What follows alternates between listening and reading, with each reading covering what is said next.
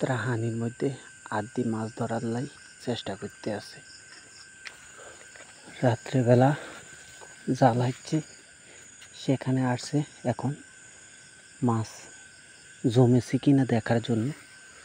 তো এখন আপনারা আমাদের সাথে থাকুন, দেখব জালের মধ্যে মাছ পেয়েছে কিনা। তো আমি একটু ঘুরে সামনে চলে যাই যাতে আপনারা দেখতে পারেন। এই যে দেখতে পাচ্ছেন জাল টেনে আনছে, মাছ কীরকম পাইছে অবশ্যই দেখতে থাকুন, আমাদের সঙ্গে থাকুন।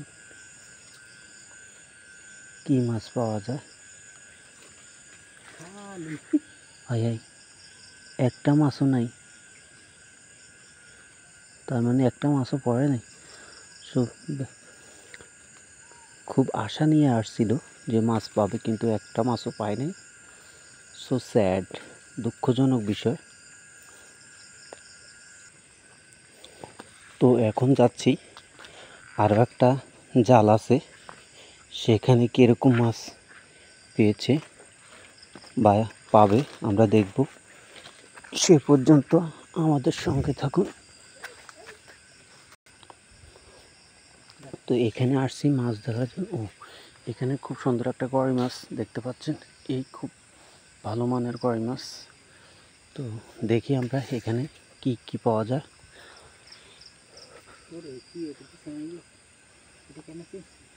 যে যাই হোক, এটা ছিঁড়ে গেছে, যে কোনোভাবে হোক। এখন জাল উঠানো শুরু। কি কি মাছ আছে? তো এই জালগুলো আসলে কালো এক ধরনের নেট দিয়ে তৈরি করা, ভিতরে এক ধরনের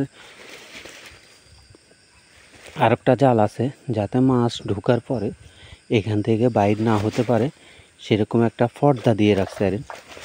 তো আমরা দেখব এখানে কি কি মাছ পাওয়া যায়।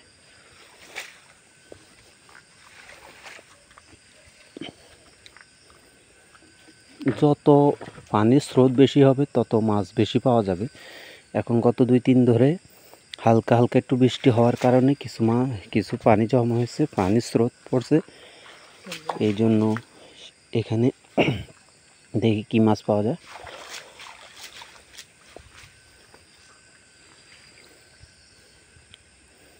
তবে স্রোত বেশি হলে মাছও বেশি পাওয়া যায়।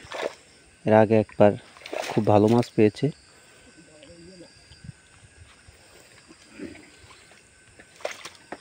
আমার টাকি মাছে লাভ দেয়।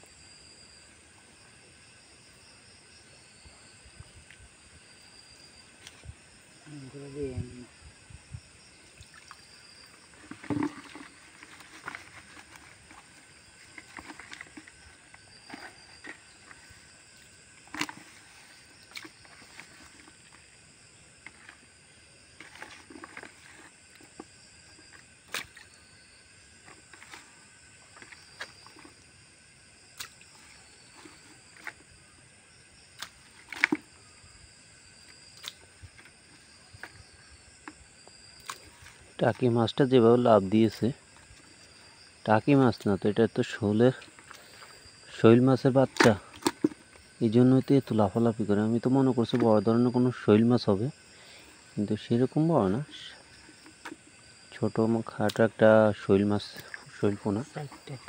এই দেখেন, এই শৈল পোনা। হয়ে যেগুলো। যারা আমার ইউটিউব চ্যানেল থেকে দেখছেন, অবশ্যই চ্যানেলটা সাবস্ক্রাইব করে রাখবেন, যেন পরবর্তী ভিডিও সবার আগে আপনার কাছে পৌঁছে দিতে পারি।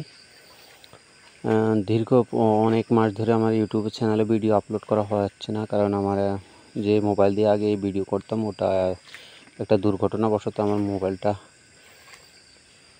নষ্ট হয়ে যায়, যার কারণে আর ভিডিও হয় না। আপনাদেরকে অনেক অনেক দুঃখিত যে আপনাদেরকে সেরকমভাবে আর কোনো ভিডিও দিতে পারিনি। তো ভালো থাকবেন, সুস্থ থাকবেন।